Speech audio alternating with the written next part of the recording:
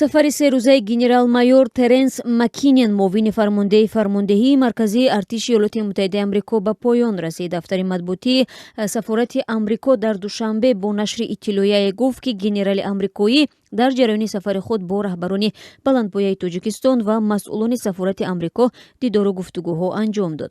Ба иттилои ин манбаъ, генерал-майор Теренс Маккинен дар ҷараёни сафари худ доираи васеи масъалаҳои амниятиро бо мансабдорони воломақоми Тоҷикистон аз вазорати мудофиа ва вазорати корҳои дохилӣ баррасӣ намуда, барои ҳамоҳангсозии минбаъдаи артиши Амрико ва Тоҷикистон изҳори сипос намуд.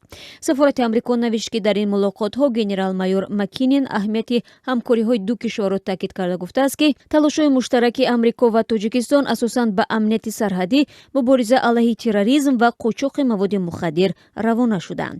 Зимнан ба таъкиди масъулони сафорати Амрико, Тоҷикистон шарики муҳим дар стратегияи Осиёи Ҷанубии Амрико мебошад, ки баҳри такмил додани амнияти минтақавӣ, субот ва шукуфоӣ дар сартусари минтақа равона шудааст. ҳамкории Амрико ва Тоҷикистон дастгирии амният ва субот дар Осиёи Ҷанубии марказӣ идома хоҳад ёфт ва ҳамзамон ба баланд бардоштани сатҳи зиндагии шаҳрвандони Тоҷикистон мусоидат хоҳад кард.